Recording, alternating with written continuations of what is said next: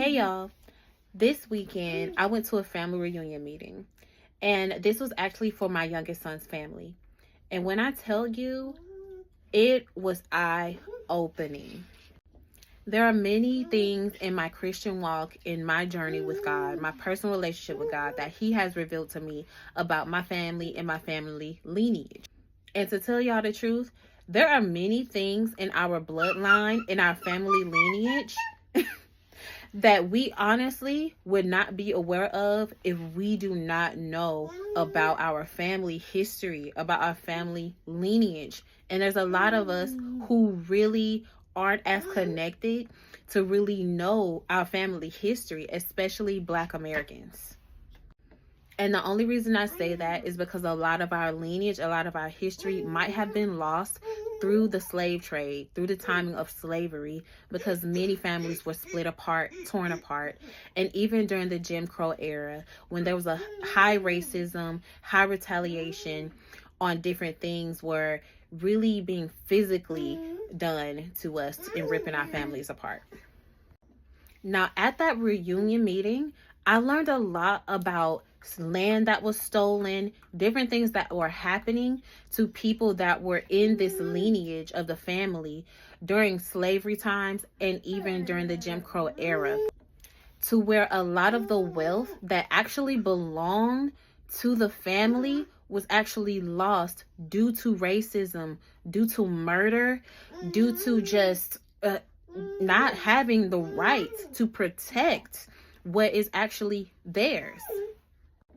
So I say all this to say that I totally am with the movement for the big beautiful bill, boycott, and all of those things. But I really, really want to challenge everyone to do something different this time around. To not let this boycott just be another trend. Because let's be honest, many of the boycotts that have happened in the past few years have been like trends, to where they were hype, they were up for a while, and then they eventually died down or died off. And if it is still around, it's definitely not being talked about, emphasized, or probably even being supported the way that it needs to be. So I want to challenge y'all to do something that God has really laid on my heart, which is to stop, honestly, celebrating traditions that belong to men, traditions that belong to the world.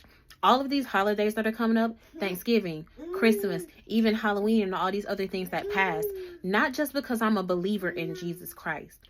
Definitely, for me personally, because of that, and because of the fact that these are worldly ideas that we were taught to celebrate that keep our wealth in bondage. Let this season bring in the largest wave of Black-owned businesses, brown-colored owned businesses, people of color-owned businesses we have ever seen in history. Those companies, business ideas that your family has had for years, and honestly, generation after generation, or even those businesses that have been in the lineage for generation after generation and nobody has done nothing with, let's take the money that we would have spent on those Christmas gifts, that we would have spent on all of those decorations, and put it where it needs to go. Let's put it where our mouth is. Let's use that money to invest in those things, to finally set the groundwork for these things, for the success, for the wealth of our families. I know many people are looking forward to this $2,000 stimulus check or whatever may be coming. I challenge you to use that money to get an LLC, even for your kids. Give them the gift of ownership for Christmas. You might be finding right now your daughters are really into nails and to press-ons. Buy them supply kit of nail polish and have them charge other little girls $5 for them to polish their nails. Eventually, with that LLC, your daughter could own her own nail polish company. You might even find that your son is doing super well at sports. Maybe he likes arts and crafts too. Mix the two. Have them create custom footballs and basketballs for other kids in the neighborhood or other players that they love to see. Instead of continuing to invest things, materialistic things into our kids and teaching them materialism, let's teach them the importance of ownership, entrepreneurship, not just having a 9 to 5, but knowing how to have multiple streams of income. Even if you do want to work for somebody else and build a career, have other things on the side to where you are using your gifts, your God-given gifts, to serve other people to the best of your ability. Our money, honestly, should be regenerating itself. And let's be real, a lot of us really aren't that financially literate as we want to be. And listen, no judgment. Many of us are. I'm still learning. Just how to do a simple budget, maybe a challenge for some people. Go ahead, use some of that money to finally invest in a financial advisor or even a coach. Shoot, get a mentor. Okay, I know people are saying these things are overrated, but listen, somebody knows something that you don't. And it's okay to pay them to get the information that you need, right?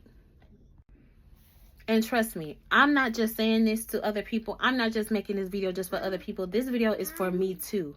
Because we have gotten caught in this cycle year after year after year where we're working so hard. We have these goals that we set in January. And then by December, we're spending all of our fortune on things that deteriorate, things that get lost, things that get broken, things that honestly have no value after something happens to them, or they're lost. They're useless after a while, honestly. Every year there's a new iPhone. Every year there's a new computer. Tech is getting more and more advanced every single day. There's always something new. Let's find a way to create a new cycle for ourselves and for our families.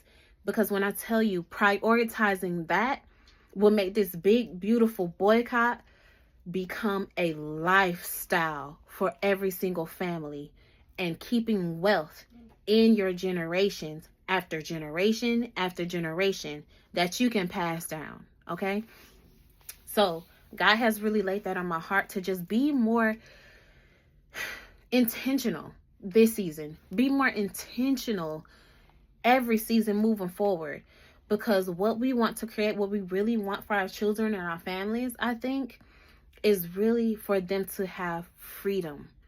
And they cannot have freedom if they stay in the bondage of consumerism. Okay? So, I love you guys. I hope this message blessed you. And I hope it confirms something for you in your heart that God has been saying to you. I love you guys. Bye.